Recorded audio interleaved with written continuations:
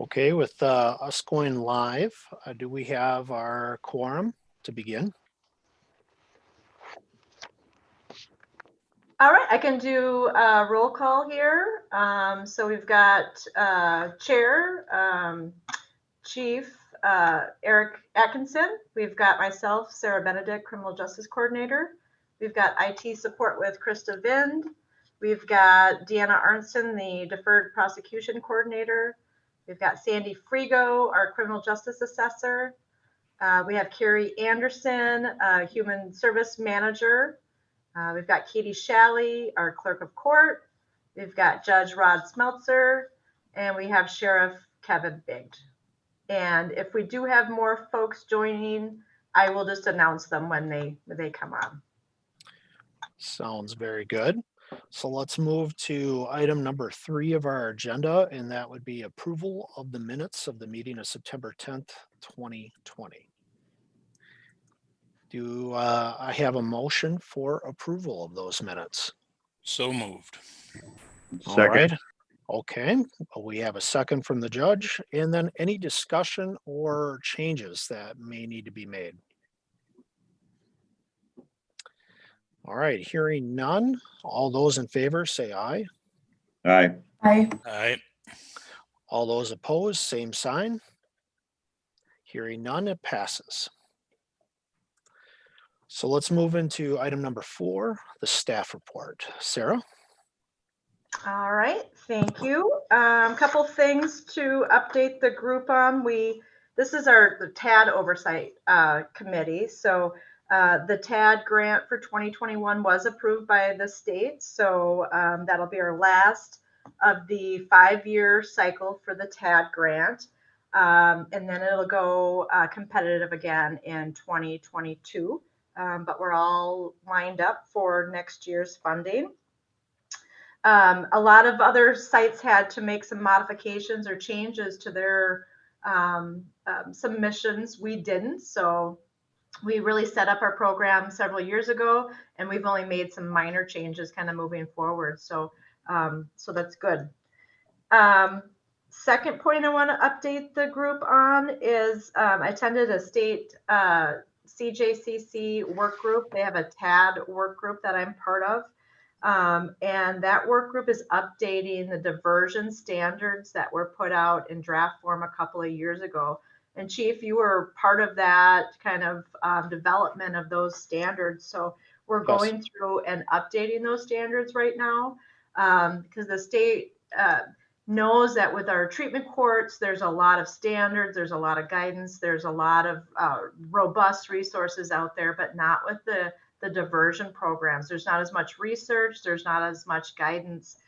So they're working on updating that draft and then hopefully finalizing it through the state Cjcc. And that should really be the gold standards for diversion programs, whether that's pre-charge diversion, post-charge diversion, and then they want to work on that law enforcement-led diversion as well. So just nice to have that state support in moving some of these standards so that the programs across the state are more equitable. We're one of, I think, 27 diversion programs that's getting funded by the state. The majority of the TAD funding goes for treatment courts. So we were able to present briefly to the state on our programs last month, and then now we're kind of moving ahead on the standards. So I'm just glad to be a part of that and continuing to have our voice heard there. Third thing I want to update on is Marcy's Law. So that was approved, and it is an adjustment to our state constitution, really giving more rights to victims to have a say in court proceedings. On the state level, we talked about how that does have implications for treatment court and for pre-charge diversion programs. They had mentioned that there's a lot of lawsuits going on outside of the state and now inside of the state in relation to Marcy's Law, where even law enforcement agencies are being sued because of that victim's right notification. So we've got a lot more to learn about that. The state is hoping to clarify that because right now there's just a lot of questions overall on that Marcy's Law. Fourth thing, our CJCC executive is going to be meeting next Wednesday. So we will be looking at some nominations for the vice chair of CJCC moving forward for the next 2 years. And then we are gearing up for our last quarterly meeting for the CJCC on the 12th of November. So we'll be making some elections and getting updates on a major recidivism project that the data work group's been working on with our different TAD programs, pre-charge program, treatment court program. That'll be on the 12th. And then we have an OWI community forum scheduled on the 10th of November. The theme is make the safe choice. So really trying to educate and inform about the challenges that our community faces with the high level of OWIs that come through our criminal justice system, really the process of what happens when somebody gets arrested for an OWI and all those implications there. And then the third leg of that will be really resources and ways to completely avoidable offense. So really trying to highlight, if you're going to go out and have fun, fine, but go ahead and, make sure you've got a safe ride home or call a cab. So we're looking forward to that on the 10th of November. So that's my staff report. Is there any questions? Sarah, for the diversion standards, are they looking at introducing anything on deflection programs prior to anyone facing a potential charge or having probable cause of a crime? We didn't talk about, that particular, but I know that they're wanting to have more resources for that law enforcement led diversion. So I don't know if deflection will be part of that. But then I think it sounds like there could be some state grants additionally coming out to support some of those law enforcement efforts. So I think right now we're just getting into dusting that draft off. But there is talk about moving that forward. So I'll keep you posted. Yeah, thank you. And that's good that they're updating that. That was meant to be a kind of a living document, organic document that would change and evolve over time. So I'm glad it's being revisited. Does anybody else have any questions or comments related to item 4, staff report?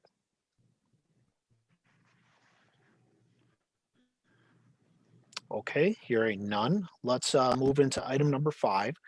And we're continuing our conversation of the law enforcement training program, or excuse me, training planning related to item A, the pre-charge diversion program expansion, and then part B, the law enforcement proxy. All right. So this is something that we've decided that we wanted to undertake and complete a training video by the first of the year. So Deanna and I kind of got our heads together as far as a game plan and really thought it was probably best to build on the training materials that we've already had. So I would like to take in a minute here, share my screen and show you some of the previous trainings that we did. Earlier this year, we did law enforcement in service for Menominee PD. So we did have some basic training, I guess, started for that pre-charge diversion. And then as you recall, back in 2016, I had to go way back in the archives, but we had done a system-wide Ebdm training. And at that time, Commander Schwartz presented on the proxy tool. So I'm going to attempt to share my screen to show you some of that training material here. And we'll start with the pre-charge diversion and share. Let's see. I'm not seeing it. Shoot. Oh, here we go. Sorry. I'm having this technical Take your difficulty. time. Can you guys see the slides? Yes. Okay, because I don't see any of you. But so Deanna, feel free to chime in and jump in. But your thought was to really, take what materials we already had, the messaging that we already had, and really enhance it with and update it based on our conversations and decisions. So the pre-charge diversion program, really kind of that overview of what it is, who is eligible, allowable offenses. So this is something that we previously discussed and had consensus that to open this up really to allow for all misdemeanor charges overall. So this would be updated. Go ahead. We shouldn't say all misdemeanors. Anything that includes any sort of violence or physical harm would not be allowed. Okay, so more of a what is not allowed versus what is allowed. I think that would be more appropriate, because you could also have your second offense DWIs or OWIs could be in there for misdemeanors, or third offense could be in there for not allowed. Yep. Okay. Yep. So that I would agree with Deanna. I think that makes that's probably the direction we should go. What's not eligible. Yep. Yep. And because if our intent here is to really increase and enhance the utilization of this program, the more straightforward it is and less complicated, I think the more chance we'll have as with law enforcement kind of taking using this as an option. I would agree with that. The other key component then just becomes getting people to think about it right away during an encounter versus after a enforcement decision has already been made. Mm-hmm. So just kind of briefly going through this slide. So Deanna, felony offenses are still allowable, but that would be coming from the DA's office, correct?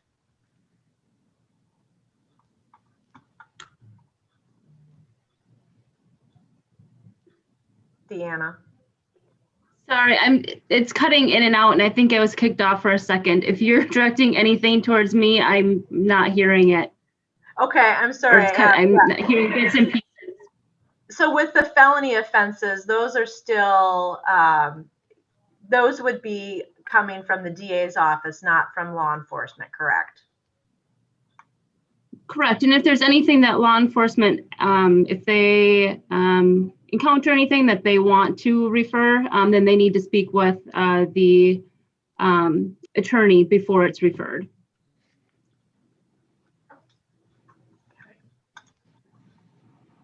Then kind of you're going to walk through how referrals are made and that process. Correct. Yep. The conditions of the program, really what is the expectations of the program. Mm-hmm. That continues. And then we are, as I mentioned, just our recidivism project, we have updated stats on the program overall.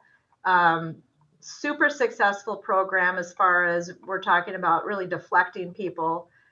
We've got really good stats that we'll be sharing here once we get them finalized.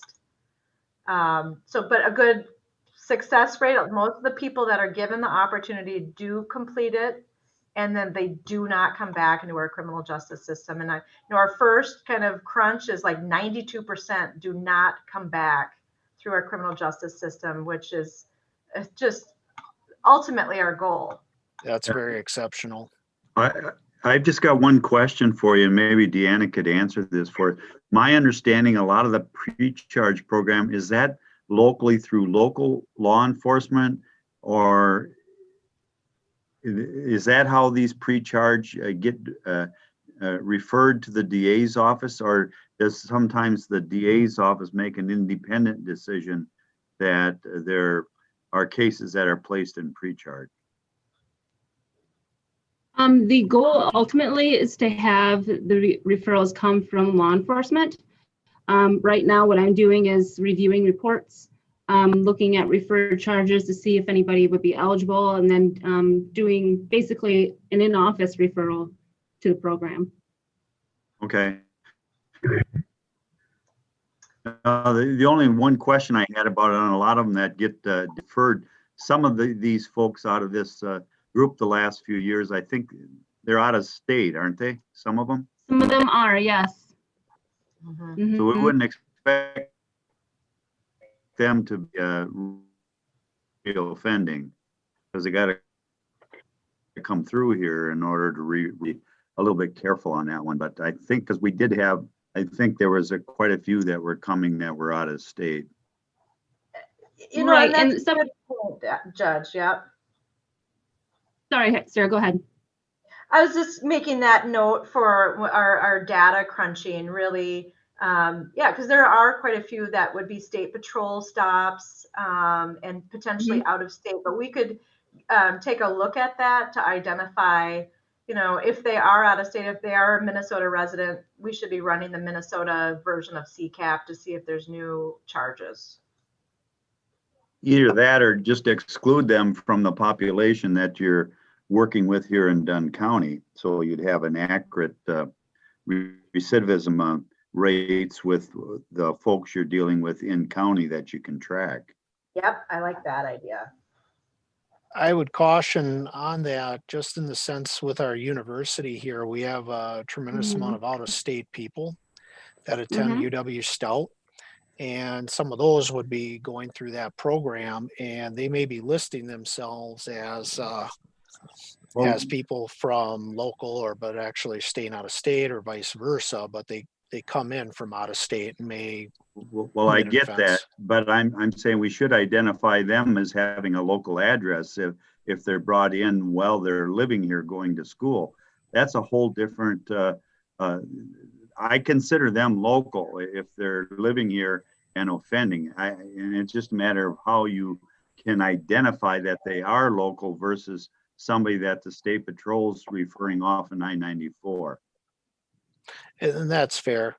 We should just make sure that we have a good definition of that, of what that means. Yep. Yeah, no, that's a really good point that we can look at. I think our stats are still going to show that's an effective program, even if we kind of took those folks out. But I would agree. Yeah, we'll work on that. And then I think some of these other slides are about, you know, just really what are those benefits of the program overall. So I think, Deanna, I don't want to speak for you, but I think your intent was really to kind of take these base slides that we did back in January and update and enhance it with some more information based on our kind of recent discussions. Sure. Is there anything else that the group would like to see incorporated into the pre-charge diversion portion? I think the biggest thing is the explanation as to what the process looks like on the street for officers. Because I've been trying to push this recently with in lieu of COVID. We don't want any more people going into our jail facility than we absolutely need to. So I've been pushing deputies to look at this pre-charge diversion. They're like, well, how do I do that? So I've kind of had to try and walk them through the process of doing it. You know, you don't take them into custody. You kind of have to have or be prepared to do it from the street and make that decision on the street and refer that to the DA's office. Well, does it still need a DA referral or does it not? And those are the things that we need to explain to the deputies from they probably don't care the nuts and bolts on the backside of it. It's what do they need to do up front to implement this program from the street. Yep, and that information in that process is included in the slides. Good. And honestly, if you can send even a rough draft to me so I can get this out to deputies and they can kind of take a look at it and start working with it now. And if we can prevent, one person from going into the jail that might be COVID positive, we're going to benefit from it. I would definitely agree with the sheriff on that. It's a great thought. Yeah, we're not allowing the sheriff to come upstairs now after today. Yeah.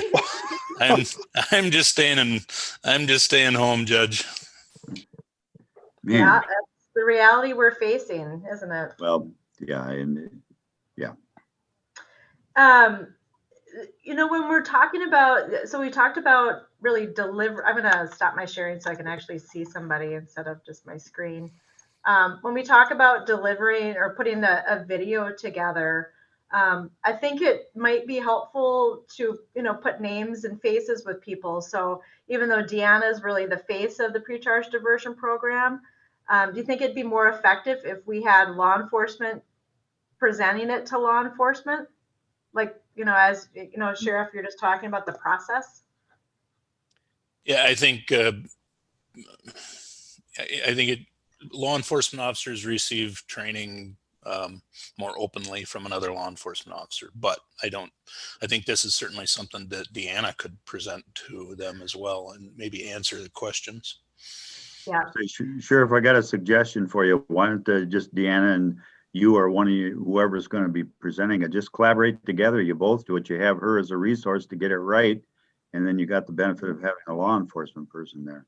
Yeah, certainly. Right. And I'm not sure if Andrea wanted to have a role in this as well, as far as kind of that kind of leadership that, that this is a program and here's why. And I think it carries some weight, and that, this is a legitimate program that's supported by, the DA's office. So even if it was a small kind of speaking part, I think that might be helpful. But then also, I think with Deanna, just knowing who she is, where she works, seeing her face, I think that helps too. Because then if there's questions, people, have a person that they can go back to. Sure. And I'm sorry if I missed anything. It kind of cut out a little bit, but I think Andrea was planning to be part of the video if we needed her to be. If we wanted to do something separate some direct training, I don't know if she'd want to be, if she would feel she would need to be a direct part of that. Okay. Deanna, the part you missed is we volunteered you to do everything. Okay, sounds fair enough. Yeah. So, we wanted to do this for, I guess, all the agencies. Do we want somebody from MPD to be part of the video portion when we're talking pre-charge as well as Sheriff? It's not necessary. If the sheriff's office has a deputy that is willing to do it, that's fine. Okay. If they run short of staff and need someone, yeah, we can provide someone. Okay. Okay, so I think then I'm just thinking kind of the next steps as far, so we need to update our slide information. I think we need to add some additional points of the actual process and how to walk through that. And then kind of determining who's going to have what speaking part once we get our materials together. And then it's just scheduling and recording the video. Chief, were you thinking to have, just thinking about, we're doing some other videos potentially too, and kind of putting them out there, making them more available for new staff as they get started. Do you think it's okay if we had two separate videos on the proxy and then the pre-charge, or just we want to do one video kind of blending them both together? I think two separate would probably be best, personally. Okay. I think so too. And we can still aid in all the filming of it too and make that happen. Yeah. And I think you've been working with Brenna through the communications work group on that as well. Yep. Okay. You bet. Okay, so now I'm going to share and kind of show you the proxy side of the house here. Let's see, share app.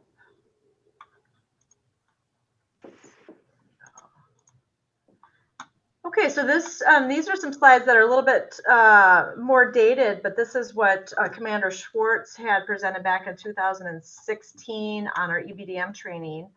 And this is what made me think about that, receiving the training from another law enforcement officer. I think that there's just credibility right from the start versus kind of that different agency coming in. Sure. But he kind of talked about the purposes of the tool. So I added here in red that, you know, it is designed to aid that discretion. It helps identify the risk, and then it gives the ability to divert, because really the proxy is that mechanism, that referral for that pre-charge diversion program. Plus, we use that data in a lot of different ways. So we use it to, you know, inform our decisions. We do that on a monthly, yearly basis. And we also look to look for trends. You know, are we seeing trends in different types of crimes? Are we seeing offenses or different types of people coming into our program? So there's a lot of backside uses for this. And that might not be as interesting to law enforcement, but I think just briefly kind of for them to recognize that this is more than just, you know, a form that we want completed. The benefits, and, you know, this is, I think it's great that even back in 2016, we're still on point here. But it's to reduce that jail population. It's reducing that court processing and then involvement there, helping us use our resources better, and then it gives a second chance.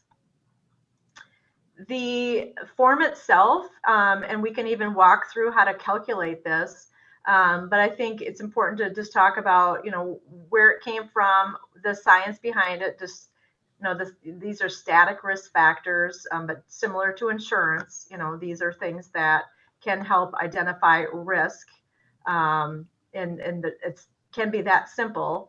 But then we also had it evaluated by UW Stout, and they helped adjust our cutoff scores for our young adult population that we have here because of Stout. And that now this is automated in that RMS system to make it a little bit easier to be part of that packet. But I think, Chief, as you mentioned before, it's important that it gets identified as to be an upfront tool to use and not after the fact, or, you know, after, you know, they're just going through their paperwork. So I think it's important to kind of stress that. I would agree with that, and that's exactly how I feel about it. The other part too, I would encourage for the presentation that just given someone's age too, they may if they're younger, they're gonna in all likelihood come in as a medium risk type person, and it's okay to refer medium risk people. And I think over the last few years, other than just turnover and people not understanding it as much, that some folks thought, well, okay, they test at these level of points on the risk assessment, they put them in medium. And even if they were thinking about it prior to an arrest decision, they're feeling like they can't do that. So I think it just really needs to be reinforced that even if someone is a medium risk, it's okay. They can still be referred, and then DA's office can do what they want with it. If they want to put them in pre-charge, they can. If they feel necessary for a criminal complaint, they can do that. And no one is going to think ill of an officer for making that decision.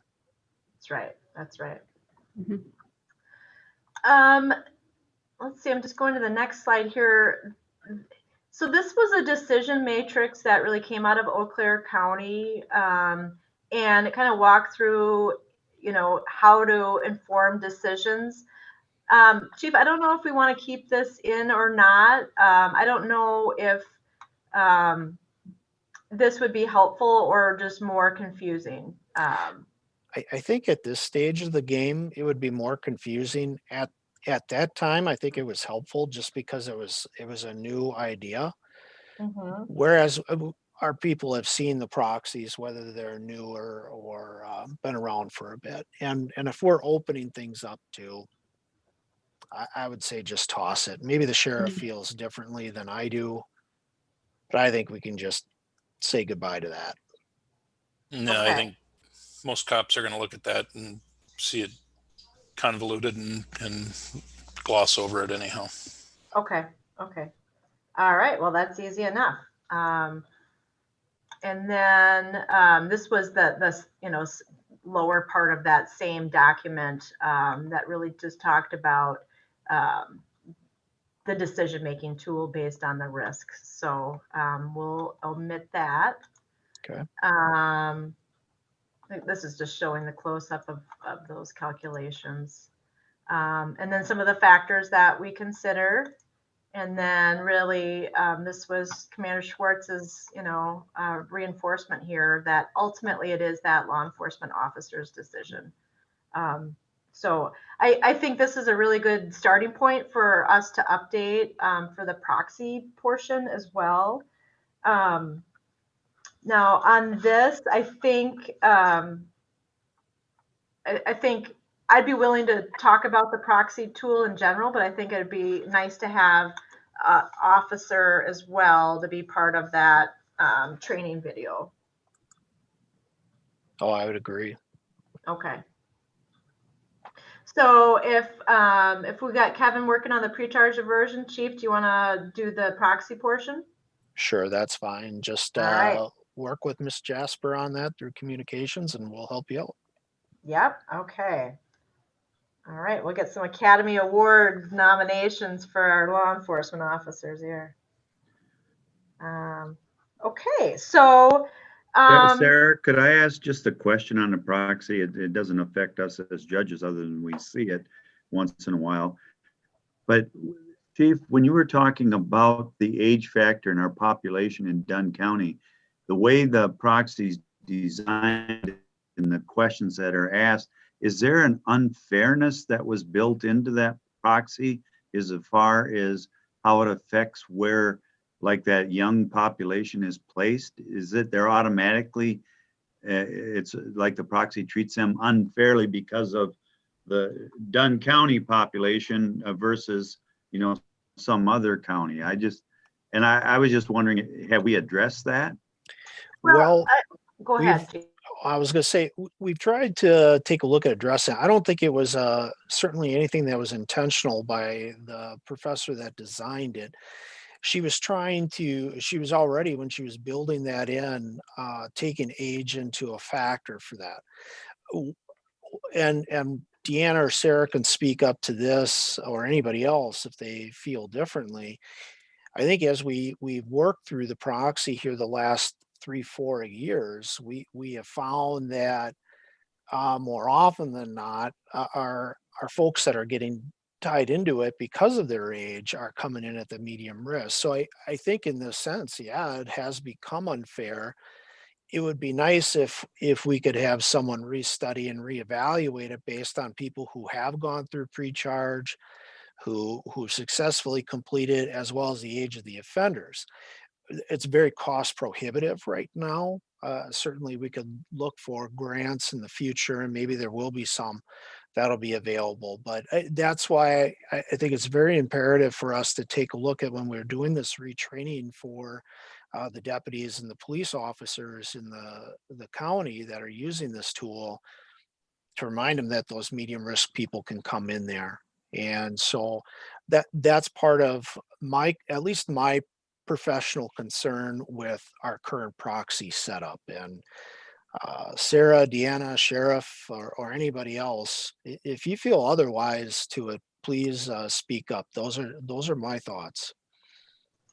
Yeah, I would agree that in everything that you've said, and these are static risk factors, meaning they can't be changed. And the reality is younger people are riskier by nature. So, I mean, that's just the heart of it. So this is just a quick screener to get a general ballpark sense, using the age, number of prior arrests. I'm forgetting the third thing, but so that's why, for any of our programs, we do that more comprehensive compass assessment for that risk and needs, because that gets in the dynamic factors, like, are they in school? Are they employed? Are they doing, are being proactive, pro-social and constructive in ways, or are they, not? So this is just a very kind of preliminary tool, but it really can help kind of determine who is just that low level. It's a low level crime.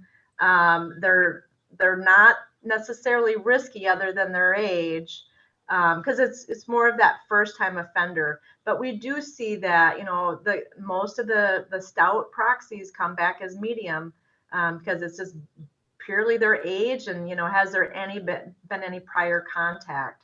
So right, I think it's important that we kind of encourage just use for first time, medium's okay, and that is to be a real clear message.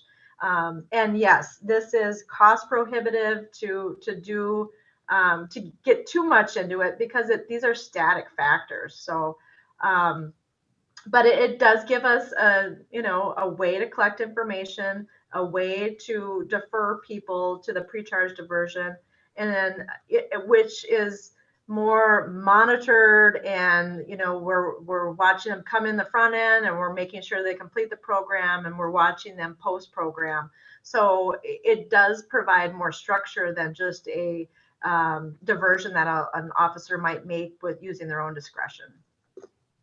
And I think maybe to answer the judge's question, if you pull that proxy back up, and you don't need to, but I think if you're 18 years old and you get arrested, and it's your first arrest, even, you might come up as a medium risk. You might score a 3 or a 4.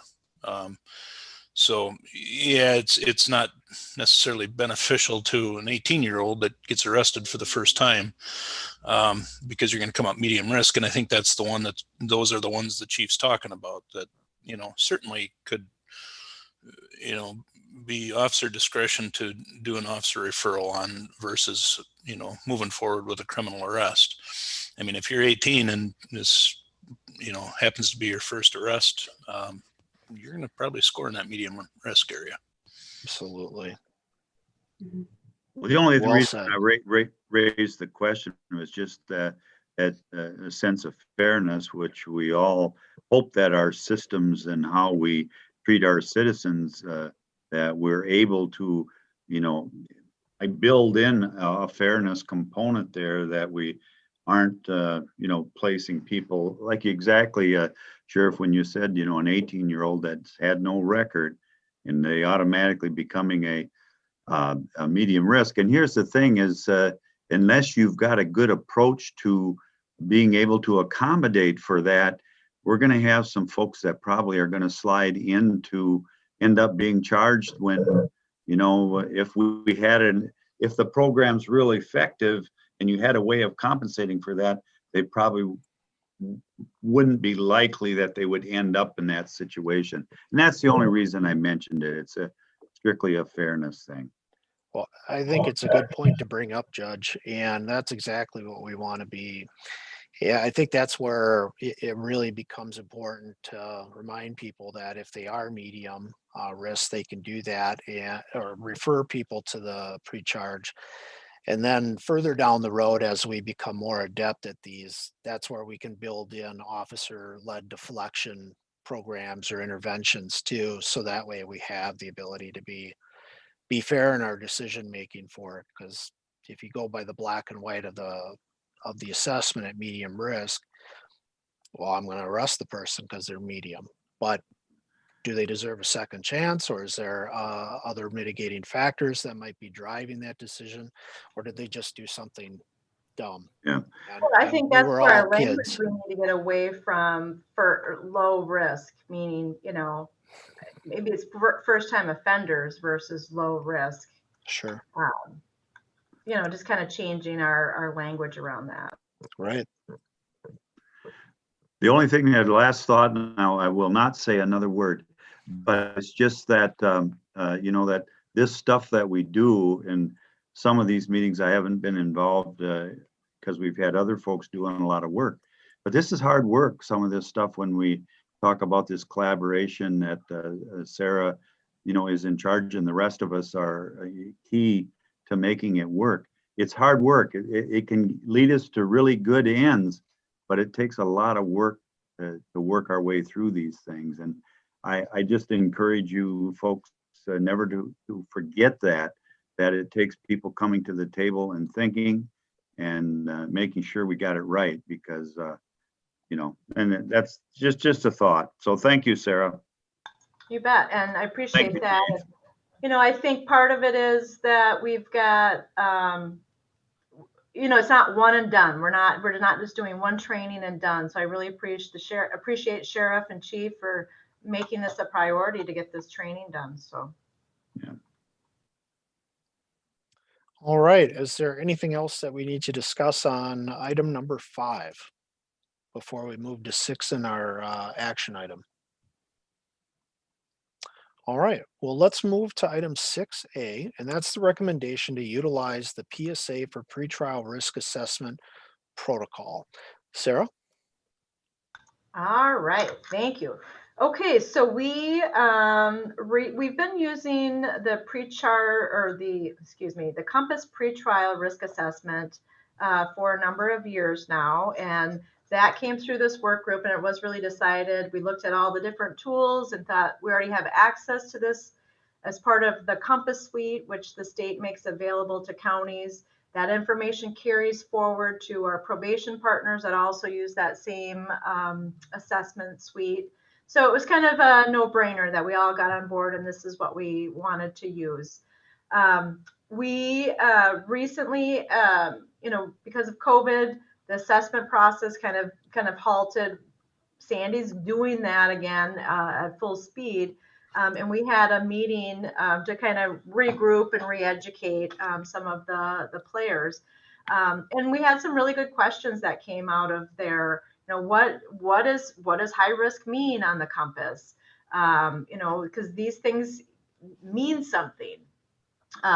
So Sandy also recently attended the NAPSA conference, which most of us have had an opportunity to do that in recent years. She did the virtual training and got to spend some time with the makers of Compass, that tool.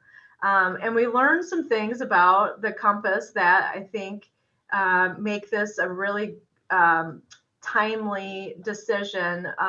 As we were kind of making some questions about the tool, we found additional information that make us question it even more. So I'm going to turn it over to Sandy here in a minute, but we are making a recommendation that we do use a different tool. This PSA tool, some information was sent out in the packet. Sandy will go through it in a minute. But this is what the state EBDM pilot sites have been using for a period of time now. It is validated in hundreds of jurisdictions. The pretrial Compass was only validated in one community. So this is a much more transparent question and process assessment. It doesn't require an interview with the individual, which is an advantage. It's free of charge, so there's no cost with it, and it's validated, meaning it is proven to be effective in all sorts of jurisdictions, large and small, across the country. So I'm going to just turn it over to Sandy to kind of talk through more. Go ahead, Sandy. You covered just about everything I was going to say, Sarah. I'm just going to touch on the current Compass assessment that I'm using right now as to why we're looking at the PSA. Like Sarah said, it is not transparent. We do not know how the various questions are weighted, which lead to a person being a low, medium, or high risk while on pretrial. It is also very likely that it's going to be discontinued. When I talked to the lady that deals with all of the Compass and North Point Suite information, she said they're actually looking at replacing the current pretrial assessment that I use with one that they're creating right now and are validating out in California. That should be wrapped up next month. So then as far as reasons why the PSA is very appealing, as Sarah pointed out, it was initially developed using 750,000 cases from various jurisdictions across the US. Once that was validated, then they again tested the PSA on another 500,000 cases on a whole new set of jurisdictions across the US. And then that second validation study showed that the tool is indeed predictive across all jurisdictions. The other plus side of using the PSA, like Sarah mentioned, is it does not require a face-to-face interview. The information is based on their prior convictions, failure to appear, their current age, and then whether or not they have any pending charges. And in the information that Sarah attached, it lists 9 PSA factors.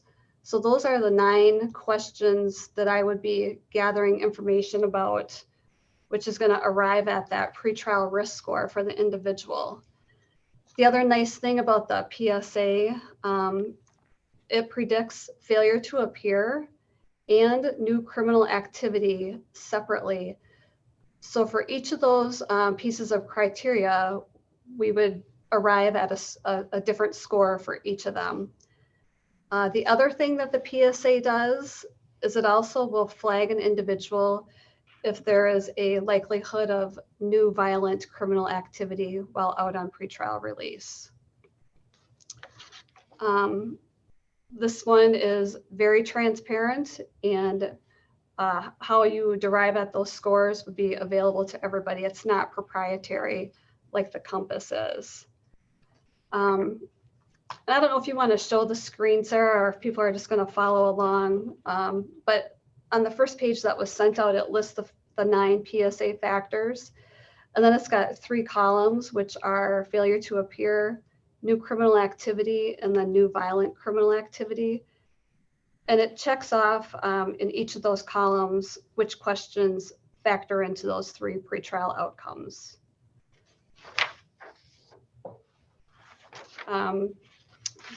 The next 3 pages that were included in the handout just breaks down each of those 3 factors that are weighted. So you can see exactly, for example, for failure to appear, 4 out of those 9 factors are taken into consideration. Based on what their response is, they are awarded a point value. And then that point value is then scaled to a score ranging from 1 to 6. The lower their score, that's a better indicator of their success while out on pretrial. Any questions on that?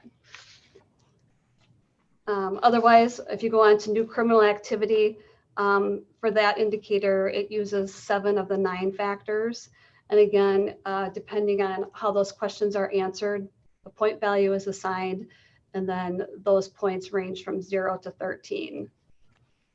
And then the last one is the new violent criminal arrest. Excuse me, and out of the 9 factors, 5 of them are used to arrive at that. This one, there is not a score. There's just simply a yes or a no for a violence flag.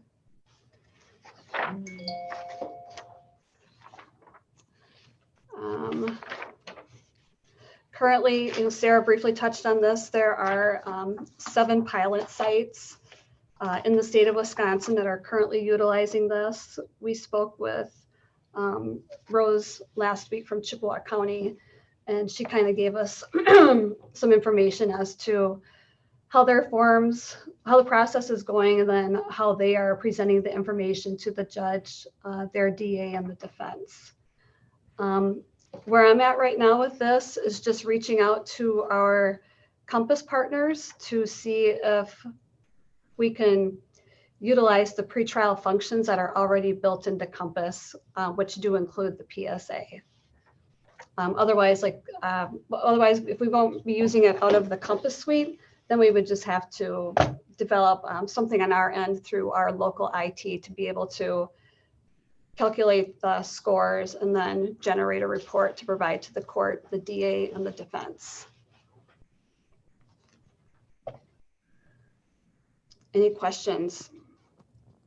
We literally just started digging into this last week, so So I guess my only question is this something one of the judges can use for determining bond?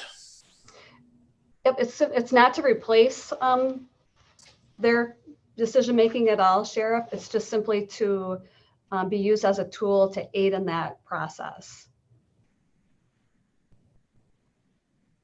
All right, thanks. Yeah, Any- currently the reports are provided to the judges, the defense and the prosecution, and that's just one of the pieces of information that goes into the presenting of and that decision making. So this it gets away from the category of high, medium, or low, and it really starts to tell why they might be at a higher risk versus the compass, which that being proprietary, things were weighted and it was like the secret sauce that only the corporation really knew what the recipe was and nobody else did. So if you recall, previously the compass was kind of under some scrutiny because it was perceived as being biased, like a racially biased tool to begin with.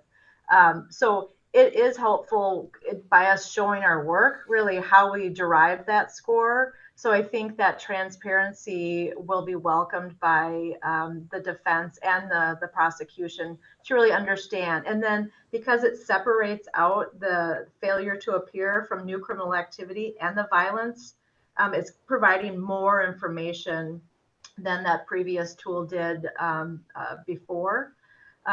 So I think what we're looking for here is a motion. If we could continue to move forward with the developing the PSA, and then it would be updating the form. We were planning on updating our form for that pretrial compass to make it, more transparent. But I think we got to the decision that this is probably the time that if we recognize that there's that level of challenges with this tool and there's a better resource out there, we want to go ahead and make that switch.